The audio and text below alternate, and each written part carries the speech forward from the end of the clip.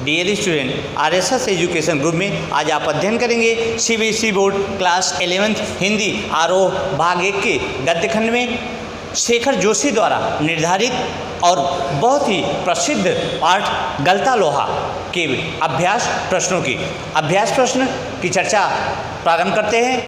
तो बच्चों, गलता लोहा पाठ के अभ्यास प्रश्नों की चर्चा प्रारंभ करते हैं। आपका पहला प्रश्न है, कहानी के उस प्रसंग का उल्लेख करें जिसमें किताबों की विद्या और घन चलाने की विद्या का जिक्र आया है।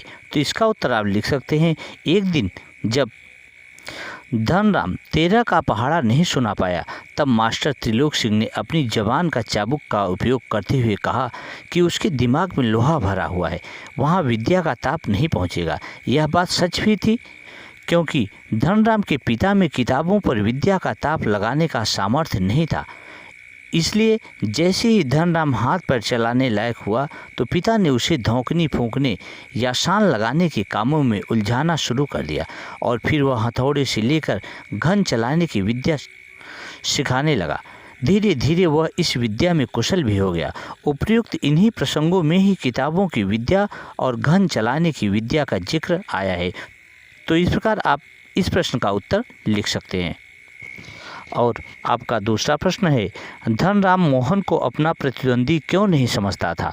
तो इसका उत्तर है, बचपन में ही नीची जात के धनराम के मन में यह बात बैठा दी गई थी कि ऊंची जाति वाले उनके प्रतिद्वंदी नहीं होते। दूसरी कक्षा में मोहन सबसे बुद्धिमान बालक, पूरे विद्यालय का मॉनिटर और मास्टर त्रिलोक सिंह का यह बार बार कहना कि मोहन एक दिन पूरे विद्यालय का नाम रोशन करेगा आदि बातों से भी धनराम मोहन को अपना प्रतिद्वंदी नहीं समझता था। और तीसरा प्रश्न है, धनराम को मोहन के किस व्यवहार पर आश्चर्य होता है और क्यों। तो इसका उत्तर आप लिख सकते हैं, धनराम को मोहन के हथौड़ा चलाने और लोहे की छड़ को सटीक गोलाई देने की बात पर आश्चर्य हुआ। धनराम उसकी कार्य कुशलता को देखकर इतना आश्चर्यचकित नहीं होता जितना यह सोचकर कि मोहन पुरोहित खानदान का होने के बाद भी निम्न जात की काम कैसे कर रहा था। धनराम को इस बात का भी आश्चर्य हुआ कि कैसे मोहन ने अपनी जात को भुलाकर यह काम स्वीकार कर लिया। उसे आश्चर्य होता था क्योंकि मास्टर त्रिलोक और गांव के सभी लोग यह कहते थे कि मोहन बड़ा ही कुशाग्र बुद्धि वाला बालक है और वह निश्चित ही किसी सरकारी उच्च पद पर आसीन होगा, ऐसा सभी का कहना था। तो इसलिए उसे विश्वास नहीं होता था। और चौथा प्रश्न है, मोहन के लखनऊ आने के बाद के समय को लेखक ने उसके जीवन का एक नया अध्याय क्यों कहा है। तो इसका उत्तर है, मोहन के लखनऊ आने के बाद के समय को नया अध्याय इसलिए कहा गया है क्योंकि गांव के परिवेश से निकलकर उसे शहरी परिवेश का ज्ञान हुआ। शहर में आकर उसकी आगे की पढ़ाई करने का अधूरा मौका मिला। यदि वह गांव में रहता तो उसे शिक्षा से वंचित रहना पड़ता। यहाँ आने पर उसे पारिवारिक मजबूरी का ज्ञान प्राप्त हुआ। इस प्रकार से मोहन के लखनऊ आने के बाद के समय को लेखक ने जीवन का एक नया अध्याय कहा। आपका पांचवा प्रश्न है, मास्टर त्रिलोक सिंह के किस कथन को लेखक ने जबान की चाबुक कहा और क्यों। तो इसका उत्तर है, धनराम द्वारा 13 का पहाड़ा न याद कर पाने पर मास्टर त्रिलोक सिंह द्वारा कहे गए व्यंग वचन की उसके दिमाग में तो लोहा ही भरा है को लेखक ने जबान की चाबुक कहा है। आपने अगले प्रश्न में भी इस उत्तर को पढ़ा है। तो इस प्रकार से यह मास्टर त्रिलोक का वचन था। वह पहले बेंत का प्रयोग करते थे और इस बार उसे फटकारते हुए जबान की बेंत लगा दी। लेखक के कहने का तात्पर्य यह है कि शारीरिक चोट इतनी तकलीफदेह नहीं होती जितनी कि जबान से की गई चोट। ये चोट कभी न भूलने वाली और व्यक्ति का मनोबल गिरा देने वाली होती है। जी इस कथन के माध्यम से यह जताना चाहते थे कि पढ़ना लिखना धनराम की बस की बात नहीं है, वह तो केवल लोहे का काम कर सकता है। कुछ ऐसा ही धनराम के साथ हुआ कि इसी कारण वह हीन भावना से ग्रसित हो गया, आगे नहीं पढ़ पाया और अपने पिता के देहांत के बाद पुश्तैनी काम में लग गया। तो इस प्रकार आप इसे लिखकर व्यक्त कर सकते हैं। अभ्यास प्रश्न में छठवें का पहला है, बिरादरी का यही सहारा होता है, किसने किससे कहा। तो उपयुक्त वाक्य पंडित वंशीधर ने अपने बिरादरी के युवक रमेश से कहा, जो लखनऊ से आया हुआ था और मोहन को ले जाने के लिए जो सहानुभूति जता रहा था, उससे पंडित वंशीधर ने कहा। और दूसरा है, किस प्रसंग में कहा। तो जब वंशीधर अपने बेटे की आगे की पढ़ाई के लिए चिंतित थे, उस समय रमेश ने उनसे सहानुभूति प्रकट की और उनके बेटे को अपने साथ आगे की पढ़ाई के लिए लखनऊ ले जाने की बात की। इस प्रसंग में अपनी कृतज्ञता प्रकट करते हुए वंशीधर ने उपयुक्त बात कही। 6वें प्रश्न का तीसरा है, किस आशय से कहा? तो वंशीधर ने उपयुक्त वाक्य रमेश के प्रति कृतज्ञता के भाव में कहा। वंशीधर के कहने का यह आशय था कि जाति बिरादरी का यही लाभ होता है कि मौके पर वे एक दूसरे की सहायता करें। और 6वें का चौथा है, क्या कहानी का आशय में यह स्पष्ट हुआ है? तो इसका उत्तर आप लिख सकते हैं, इस कहानी में वंशीधर का आशय बिल्कुल भी सिद्ध नहीं होता है।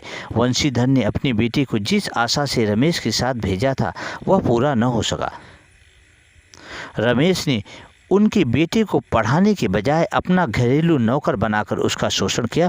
तो इस प्रकार आप इसे लिख सकते हैं। 6वें का दूसरा है, उनकी आंखों में एक सर्जक की चमक थी। कहानी के इस वाक्य नंबर 1 किसके लिए कहा गया है? तो उपयुक्त वाक्य मोहन के लिए कहा गया है। किस प्रसंग में कहा गया है? तो जब मोहन ने भट्टी में बैठकर लोहे की मोटी छड़ को त्रुटिहीन गोलाई में ढालकर सुडौल बना देता है, तब उसकी आंखों में सृजक की चमक थी। तीसरा है, यह पात्र विशेष के किन चारित्रिक पहलुओं को उजागर करता है? तो इसका आंसर आप लिख सकते हैं, इसका भाव आप लिख सकते हैं, यह मोहन की इस चारित्रिक विशेषता को उजागर करता है कि वह जाति को व्यवसाय से नहीं जोड़ता, अपने मित्र की मदद कर वह उदारता का भी परिचय देता है। तो इस प्रकार से आपके अभ्यास प्रश्न के ये महत्वपूर्ण प्रश्न थे। और अब बात करते हैं पाठ के आसपास कुछ इम्पॉर्टेंट और महत्वपूर्ण प्रश्नों पर। 7वां प्रश्न है, गांव और शहर दोनों जगहों पर चलने वाले मोहन के जीवन संघर्ष में क्या फर्क है? चर्चा करें और लिखें। तो आप इसका उत्तर अपने मनोभावों के अनुसार लिख सकते हैं, किंतु मैं आपको संकेत स्वरूप इसका उत्तर रहा हूँ। गांव और शहर दोनों जगहों पर चलने वाले मोहन के जीवन संघर्ष में ज़्यादा कुछ फर्क नहीं है। हालांकि गांव में वह प्रतिभाशाली छात्र माना जाता था, स्कूल और गांव में उसका सम्मान भी होता था, पर गांव में उसे गरीबी, साधनहीनता और प्राकृतिक बाधाओं के साथ संघर्ष करना पड़ा। शहर में उसे दिन भर नौकरों की तरह काम करना, मामूली से स्कूल में भी ठीक से पढ़ाई का मौका आदि संघर्षों से गुजरना पड़ा। तो इस प्रकार आप इसे लिखकर व्यक्त कर सकते हैं।